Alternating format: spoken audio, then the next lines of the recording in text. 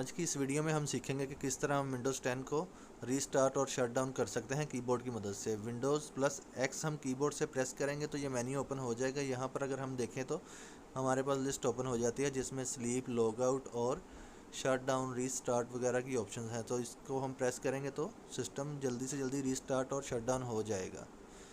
तो ये बहुत ही आसान मेथड है।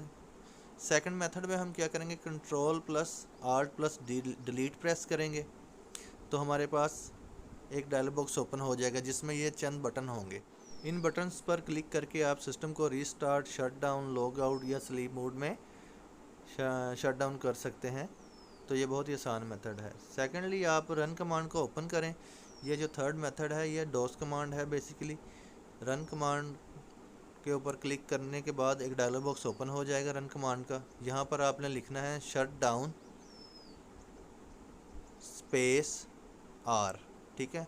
अगर हम लिखते हैं तो इसके बाद हम ओके के बटन पर क्लिक कर देंगे तो क्या होगा, सिस्टम जो है वो फौरी रीस्टार्ट हो जाएगा और रिफ़्रेश हो जाएगा। तो ये बहुत ही आसान मेथड है सिस्टम को रीस्टार्ट करने का और बहुत ही फास्ट मेथड है। तो इस तरह भी आप अपने सिस्टम को रीस्टार्ट कर सकते हैं डॉस कमांड के ज़रिए।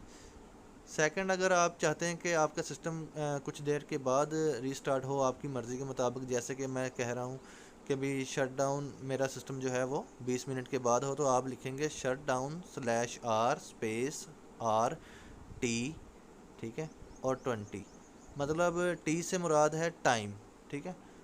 टी के बाद अगर आप स्पेस दे के जितने भी मिनट आगे लिखेंगे, यानी कि 20, 30, 40, तो या 10 मिनट, 5 मिनट, जितने मिनट भी आप लिखेंगे उतने मिनट के बाद आपका पीसी ऑटोमेटिकली रीस्टार्ट हो जाएगा और रिफ़्रेश हो जाएगा। अगर आपने अभी तक हमारा चैनल सब्सक्राइब नहीं किया तो सब्सक्राइब कर लें।